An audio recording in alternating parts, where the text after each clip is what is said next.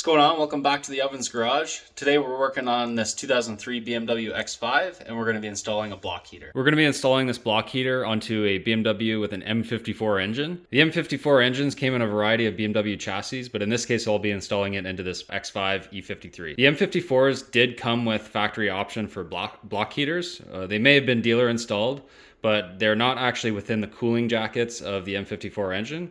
They just sit right onto the side of the block on the passenger side, and it bolts right up using two existing bolt holes. I've read that these block heaters are actually quite difficult to come across, and some of the part numbers may be incorrect. This is the block heater that I found just on Facebook Marketplace. You can see it's actually made in Canada. I'm here in Manitoba, in Winnipeg, Manitoba, and you can see that this is a CSA approved 300 watt block heater that uses AC power. It did come with this block heater cord that I believe this is a fused type of block heater cord, but because it was cut, I elected to find an aftermarket cord, which I got from Zero Start, and I'll just link this in the description box below. So because I couldn't find one of these previously, and I had been keeping my eye out, I ended up installing a small, I believe it was 125 watt oil pan heater onto the bottom of the oil pan. Now, because the bottom of the oil pan on these engines are not very large, or they don't have a very large flat surface area, I couldn't get the 250 watt heater to fit on there, so I could only get the 125 watt heater. What I found in the cold temperatures of Winnipeg, it gets down to minus 25 pretty frequently, sometimes even minus 30 or minus 40 degrees Celsius, and that small oil pan heater is just not going to cut it. So what I'm going to do is use that oil pan heater in combination with this 300 watt block heater, and the combination of those two in the very cold weather should be sufficient to warm up the engine before starting. What I'm going to do is have this splitter.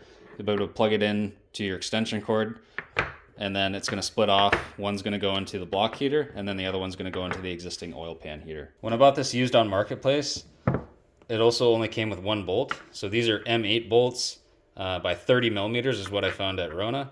The stock ones are M8 by 25 millimeters. So if these are too long, I'll just cut it down. But they just mount right there. And then there's this high heat silicone that goes in between the block heater and the block. You'll see it has these funky shapes because it's supposed to fit into the side, right into the fins on the side of the block. So it'll mount just like that with that the metal portion on the bottom sticking down. There's also installation instructions for this style of factory block heater that I'll link in the description box as well, and you can see it's a pretty straightforward install. So it's going to vary from chassis to chassis, but in this E53, the first thing I need to do is jack it up. So I've already jacked it up and put it on 4 jack stands, and then I'll need to remove this tray underneath the engine. All right, so I'm just underneath the car here on the passenger side, and you can see there's a few holes on the passenger side of the engine block. These are the 2 holes that we're going to be using, and you can see how deep some of these crevices go into the side of the engine block. So that block heater will match up perfectly in there and then line up with those 2 holes. I installed headers, so this may present a problem. I've already tried to wiggle it up in there, and it's close, but I don't have enough room between here and here, so I might try and, I don't know, push back on this header a little bit. If not, I might have to loosen some header bolts, which I really don't want to do. So on the block heater itself, it's got this like silicone heat paste. I'm going to use that, and I might throw some of this on there as well. So it's just like a high temp silicone. All right, I just barely got it in there. What I ended up doing was using a pry bar back here just to give myself a little bit more room, and I was able to kind of feed it up in there like this. So now I can go ahead and throw those bolts on there.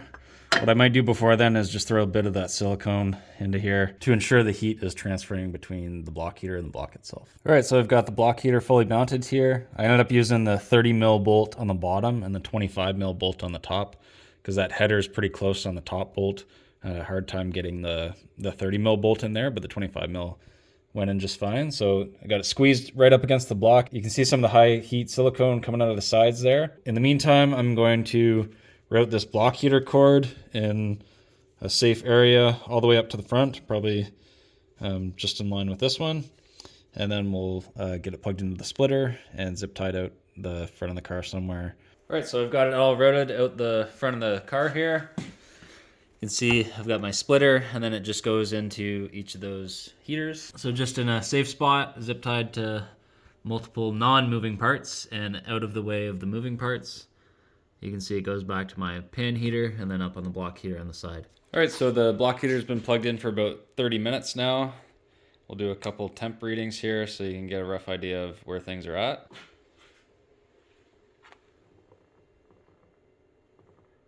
A little warmer at the back, 25 degrees Celsius.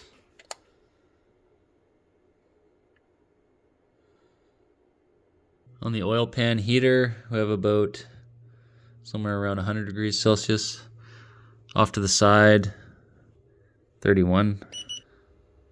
28 at the front, 27 at the back. Off to the side, 31. Here we're at the front. It's about 20, 25 up here. And right on the block heater itself, the new block heater, we have over 120 degrees Celsius in some spots. Side of the oil pan, we're sitting around 50. Up further on the block, maybe 40 degrees, 50 degrees Celsius. It's getting quite warm, which is nice. It definitely heats up the block in entirety. So this is going to be closer to the cylinder head, the top, a little bit cooler. So if we let this heat up for like 2 hours, I bet. See if it even heats up the transmission. Even heats up the transmission just a little bit. Maybe not so much, but block heater is definitely worth that install compared to just having the oil pan heater. I think a combination of those two is going to do good things for starting the car in cold weather. And if we really want to get crazy, we can put something on the bottom of the transmission pan too. But this will be good for now. So I'm going to go ahead and put the lower tray back on. We'll get everything reassembled, take the car off the jack stands, and we'll be done this job.